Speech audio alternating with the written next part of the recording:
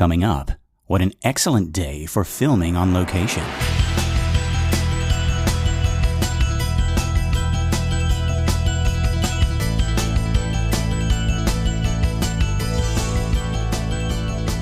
And howdy, folks, and welcome back. This is Minute 2 of The Exorcist Minute, a show where we are endeavoring to examine, extrapolate, and excavate The Exorcist minute by terrifying minute. My name is Lester Clark. And I'm Keenan Diaz.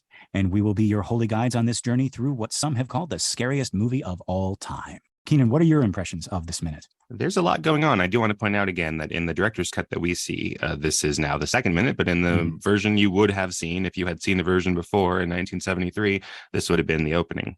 Yes. So this was originally the first minute, but it is now the second minute. And that was confuse anybody. Yeah, this would be the version you would have seen when you were young, right? Starting with The Rock. Yes, precisely.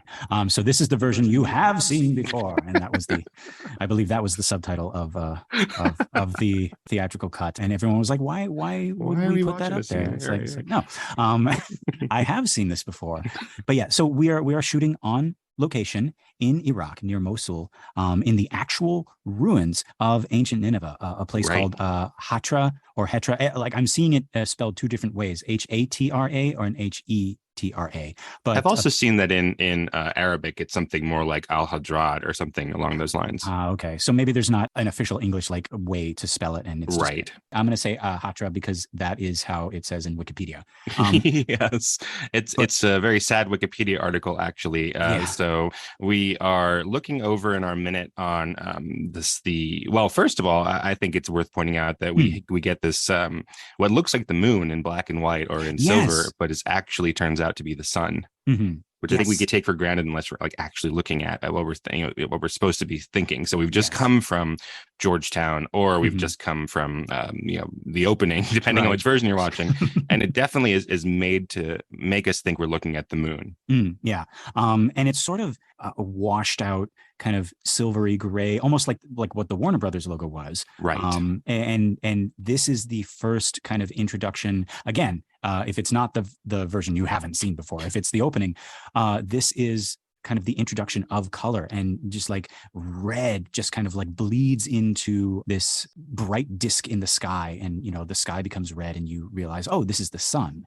Right. You're watching it become red, and then you think that's about as far as it's going to go, and it gets redder and redder and redder. So it's a very long shot of that. Yes. All while the rest of that beautiful call to prayer, the Adhan, is still playing. We get the continuation of that all through this minute. Actually, I think it goes all the way through. And yeah, we're shooting on location in the actual ruins of ancient Nineveh. And this is actually what I was talking about in the first episode, where William Friedkin is obsessed with doing it right. He fought so that he could film on location in Iraq.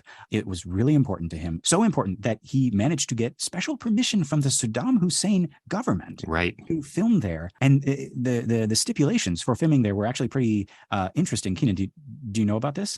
Oh, no, I don't. Okay, so what do you have to do to sell your soul to the devil or Saddam, as you would have to be here? So apparently it was two things. Firstly, he couldn't bring his crew with him from the States. He had to have a crew entirely made up of local people, which he then had to train. And then secondly, he had to promise to teach the folks at the Iraqi State Film Department how to make stage blood. Oh, that is if you haven't tried to make stage blood or film blood at home, you might think that is a ridiculously easy thing to do. Have you played around with that, Lester, making it yourself rather than buying it at the store?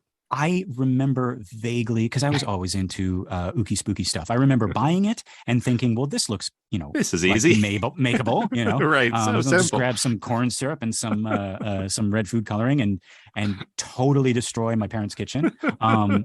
Wow, that is really interesting. There are some blind spots that I have, as much as I teach film history and filmmaking here at UNLV Film in Las Vegas, and I have some huge blind spots, such as in films from the Arab world. And so I have not seen an Iraqi film, so I'm not sure how successfully Friedkin has done that. How well he's taught them how to make stage blood. I'd be very interested to see. Yeah, it is just a very odd stipulation to filming here. It's like, you have to teach us how to make stage blood. It is interesting, like things that we really take for granted. So one of the ones that always sticks in my mind when I'm watching a movie from before 1946 is that they had not invented chemical snow to use in movies. Oh yeah. So they had either feathers or cornflakes. Sometimes people would have asbestos. Things like that. And then the trouble with that is that, it doesn't melt on people's clothes the way that real there's trouble with asbestos. What? Oh, I wasn't even thinking about that. Of course, it gives you cancer and causes birth defects. But it's like little microscopic razor blades, right? Right, exactly. The trouble with asbestos is that it doesn't melt on the actor's face, so it just clearly looks, it clumps rather than melting. It melts their face, really. Exactly. No. So they had to invent it for It's a Wonderful Life, which is where you get for the first time snow that convincingly melts, because that's part of the story of that movie, is seeing the difference when the snow is falling or when it's not. We know which timeline we're in. So I'm always interested in that. I'd love to see some, if we have any viewers who know Iraqi films before 1973 and after, I would love to hear from that. Oh, yes, that would be great. Also, I forgot to mention, but yeah, like absolutely. If you want to write in and talk about your first experiences with The Exorcist, whether it be the book or the movie or just growing up and hearing about it, or you noticed that we made a mistake, we said something wrong, we messed something up, please write in and let us know. And you can reach us at theexorcistminute@gmail.com. But with any movie like this that is such a huge cultural touchstone, there are stories out there that we will not have heard. Some things that we might be repeating might have been refuted by real historians going back, which is often the case. We learn the legend of a movie, which is interesting, and don't know the reality of it, because the legend is so much more interesting than reality oftentimes. Right. And we are also going to be, we're going to try to be as sensitive and loving as possible, but we are going to get into stuff about Christianity, stuff about Catholicism, stuff about, we've already, mentioned some stuff about Islam and stuff like that. So it would be wonderful to hear from other voices representing those sides, and to just kind of like enlighten us on stuff that we admittedly don't know a whole lot about. Oh, wow. And now we're about to talk about some of the indigenous religions in Iraq. So if there's anybody who is a scholar in that respect, because that's what we're looking at here is Father, we haven't seen Father Merrick yet, but Father Merrick's team here who are excavating, and we get really wide shots of a lot of extras, a ton of people all working almost in unison and in these little pockets in the ruins. Yeah. Did you say Father Merrick? I did say Father Merrick, and that's even wrong. Father Marin, yes. Okay. Yes. I'm stopping the emails before they come. These guys don't know anything. No, it's not in my notes because he's not in this. He's not in this. Right. But actually, okay. Well, you raise a very good point, and I think we'll talk about this when he appears. But in the book, in this prologue, he is not named. Oh, really? That's very interesting. Yes, he is only referred to as the man in khakis. Not only is he not named, but he is not given a voice, so to speak, because he's not put in quotes. It's always the curator asked the man in khaki, and the man in khaki responded in terms of time, in terms of tea, in terms of something to be done, right? But that's all. And he actually only says two words. He says home and goodbye. And I thought that's really, really cool. And to phrase him like that as the man in khaki, that makes it feel a little bit much more colonialist than it might otherwise, right? So it's not that he is white or he is Swedish or English or wherever the novel is going to say he's from, but that he's wearing the clothes of a colonialist. Yes, yeah. So very, very interesting. But yeah, we will definitely touch on that when we see him, when he makes his appearance. And yeah, you actually already touched upon this, Keenan. You're much more well-versed in the language of film and how shots are constructed and what goes into every shot. And we, like you said, we are seeing a lot of stuff in this second minute. We have people digging, we have shepherds herding sheep. It's like a river of sheep going through this archaeological site. So many actors, so many animals, so many factors going into the shots of this particular minute. Right. One of the things I try to talk to my students about, right? So think about this. We haven't even introduced Father, what's his name? Father Marin here. So before we even get into plot, Father Khakis, before we even get into plot, we have a lot of visual and oral information, which is very common in really well-constructed films. A lot of beginning film students will write screenplays where the first thing that happens is dialogue, where we see a character's face or a character doing something. And that's not typically how well-constructed, like cinematic movies are done. So we have this opening, the opening we've seen before, that is a lot of information and just sort of setting up a tone and making you question things rather than giving answers. So there are questions like, where are we? Oh, I thought this was nighttime, but it's a dayside scene. And then think about having two openings essentially in this, the version you've never seen, two openings full of questions and reveals and things like that. Right, exactly. I do love how we have the close-up of the pickaxe in this minute, and the sound of that thing striking. Go back and listen to it, folks. The sound of this thing striking the earth. Listen to the sound. Friedkin does some really, really cool stuff with sound in this film, and this is the first instance of that. Like specifically the second strike of that pickaxe. I don't know. It's like it's very rich. It's right. Like, boom. And sound design is something that we tend to overlook, unfortunately, in film studies. It's some of the last things that we notice as the audience member, because it does things to us that are at this like primal level where we don't really understand we don't even understand that we have heard something of note when it's letting us do that. And in the early 1970s, there was actually a big sea change in the way that we had designed sound in film. So this would be coming on the heels of the work of people like Walter Murch on The Godfather. And Walter Murch eventually would become the first person with a credit that would be sound designer. That was not even a thought before that would be something individualized rather than sound recording and sound editing. Oh, wow. And our last shot here is a beautiful shot of the ruins of this temple as the words Northern Iraq appear on the screen in the bottom left. And we move out from the temple and we see that it is in the midst of this larger archaeological site. And again, just like so many people, so much hustling and bustling. And I like that. I mean, I don't know. Keenan, I'm one of those film illiterates who just tries to interpret things. Oh, you say that sort of thing. You've been saying that for years. Yeah.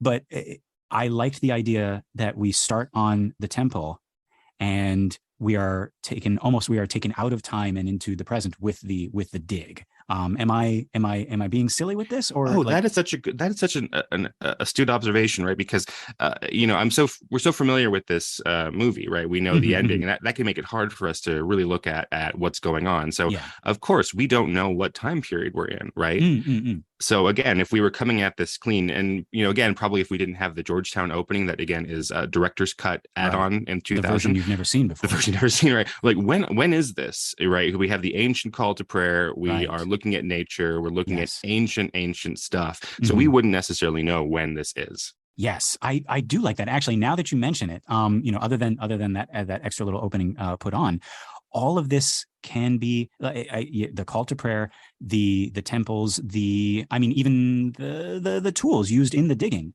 are not like this isn't like we're not using like excavators and bulldozers and stuff like that. This is all right, like in Jurassic Park with the computer the computer archaeology tools, right? Yes. So but I do like the kind of like we move out from the temple. The temple is all you see for a little bit, right? And that's a beautiful freaking temple. Like, and then now we see kind of people like digging around it. And I don't know. My initial feeling was I know archaeology, like they're doing things because it's like to gain knowledge and to to learn more about the past and everything like that. But it almost seemed like pillaging of this like holy site almost. Well, that's the question for archaeologists ethics. I mean, that's the kind of thing that they're talking about nowadays. I don't know if they would be really, I don't know how much they would be considering that in 1973, whether archaeology is just grave robbing with a PhD behind it or not. but that is a question they're asking nowadays for sure. Yeah. And unfortunately, so things have changed. Oh, one thing I wanted to ask is I wonder about what Americans' attitude was towards Iraq before the Gulf War in 1991, 1992, right? So what did people think, if they thought at all about Iraq? I'm not sure they even would know where that was. Right. We might have been in our own little bubble, and as we often are. We would have heard of places like Saudi Arabia or Israel or not even quite Iran yet. Yeah, so this whole part of the world was not on our radar as far as I'm aware. So I wonder what that means, when you see that title card 1973, Northern Iraq, and you're like, I don't know what that is. Right.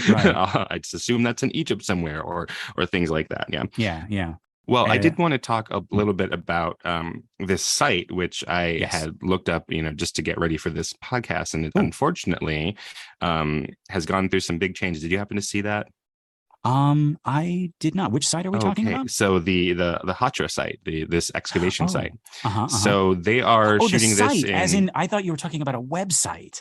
the I was like, archaeological dig Hatra has a site. website? What? Let's go, everybody, register and make your own little avatar in the metaverse to be at Yeah. the Hotjar website. Oh my No, but gosh. unfortunately, so this was a place where they are right excavating the actual site of Nineveh, or, Yes. parts of the kingdom of Nineveh, Uh-huh. and that ancient site had Greek influences Mm-hmm. and Babylonian influences, and then Mm-hmm. Ninevean and Assyrian and all this stuff. So there were a bunch of different pantheons of gods living in Uh-huh. this one archaeological site, which makes it Yes. a very fruitful place for archaeologists. So in the 1980s, again under Saddam, Mm-hmm. the site is declared a UNESCO World Heritage Site, which is Okay. a really if you don't know, sometimes I get lost, just looking through the UNESCO site or just the Wikipedia versions of that, looking through like Uh-huh. what the UN has declared to be part of the heritage of the human race. Yeah. So it's places like, the Leaning Tower of Pizza and Right. the Leaning Tower of Pisa or Angkor Wat or things like Did you that. do Or that on purpose? I absolutely did not. The Leaning Tower of Cheese, right? No, no, no. So this was one of them. And so, the Iraqi government had been protecting it. It's sort of a point of pride, right, for any country to Uh-huh. have this, but especially in Right. a lot of autocratic societies, right? This Uh-huh. is something that even though the Saddam government was, Muslim, that having Mm-hmm. this Mm-hmm. I don't know the nicer word for it, but this pagan historical site, right? That was good for the Yes. prestige of the country. Mm-hmm. Mm-hmm. But after the fall of Saddam, then we have things like ISIL coming in, ISIS as we Right. know it. Right. Mm-hmm. And so ISIS actually attacked this site and destroyed all of the pagan gods and all of the pagan archaeological information within the site. Mm. And so the current reporting that I saw, which was from about 5 years ago, all of that is gone, and ISIS kept up the walls and the structures there for the architecture, which still Mm. comports with their view of Islam, but Right. all of the ancient artifacts of the different gods from the different pantheons are gone. That's yeah. ISIS, not good people. Is No, it no. okay to You know go on what? the record, or are they going to come after You know us? what? Like we're controversial here, but no. Wow, I did not know that. Yeah, sorry to Dang. attack them in our second episode, but Well, ISIS, that's not very nice of you. yeah. That's really terrible. So this is, I don't know about this from an archaeological standpoint, but now we have it Mhm. on film forever, luckily, right? Because pain is Right. temporary, film is forever.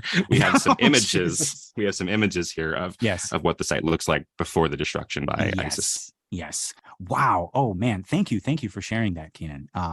I do want to touch on. So you mentioned pagan, and you were a little bit unsure whether or not that was the Well, yeah. correct How would the term. pagans like to be referred? Do they like Well, to be referred to as pagan? well, here's an actual. Okay, so an interesting thing, because I also have kind of gone over the history of witchcraft in Western Europe and stuff like that, and I was anticipating getting into that on this show, because there are bits in later minutes talking about like witchcraft and black mass and stuff like that, and the idea of, I mean, like we had like the satanic panic and all of that in the 80s, and I maybe even as early as the 70s we had this like idea of like paganism and what we thought it was. First of all, like the word pagan from Latin basically just meant the people who lived in the country, so the country Oh, folk. Yeah, that's so interesting, because mhm. today we might say, like I said earlier, indigenous religions rather than. Right. So it's almost the same thing. Yeah, yeah. The original religion, or the original people, or not pagan, not even referring to the religion, just the people on the outskirts, like in the Right. farms and the villages and stuff like that. And they would separate those people in that way because, like, when Christianity spread over to Western Europe, it was usually hitting like the capitals and the kingdoms and stuff like that. Meanwhile, the people out in the boonies, they were still practicing. They didn't even, I don't even think they had a name for it. They just called it like the old religion, or whatever. But we would know it as witchcraft later on. But they were the pagani. They were the country people. It's almost kind of like saying like hillbillies or something like that, right? Right. And if and they might say, like, when the magistrates come visiting, they put on their crosses or what have you, and then like, oh, we're so Christian, Yes. and then they would go away and go back to their regular Right. ways. Yeah. Which and again, like, it is not what is being painted by the Catholic Church, and especially like when we get into, Father Karras talking about it in the book, and in the, I can't remember if they mention it much in the movie or not, but yeah, there's some stuff about like black mass and stuff like that. that we know a little bit better now. There's a lot of anti-witchcraft propaganda kind of like created by the church, and all started from when Rome was like spreading it all throughout Western Europe and stuff like that. And now we have a pope who says things like we should respect everybody, and it drives a lot of Catholics crazy. Yeah, you know what I mean? Like, who knew? Right. Like, love everybody and treat everybody as you would want to be treated. Like, isn't that? I don't remember reading that in the Bible. Right. We have a pope who has recently said that he is not going to say that atheists go to hell, that atheists aren't allowed to go into heaven, and people are like, we need to get a new pope. This isn't our pope. Oh, I like. Wow. And we will definitely talk about that. Boy, yeah. But yeah, getting back to our film, and yeah, you mentioned there is this rich pantheon of like pre-Christian spirits and demons and things like that. One of which plays a pretty big part in this movie. And we're gonna talk about him once we see him in later minutes. But yeah, for this minute, that's pretty much all I have. Kenny, do you have anything? No, I else? think that's a lot of stuff there. Yeah. For a minute without dialogue. For a minute without dialogue. Yeah. Okay. So, Keenan, I think I know what compels us today. Are you thinking what I'm thinking? I feel it for sure. I'm thinking what you're thinking. All right. We'll do it on the count of 3. 1, 2, 3. The power of paganism compels you.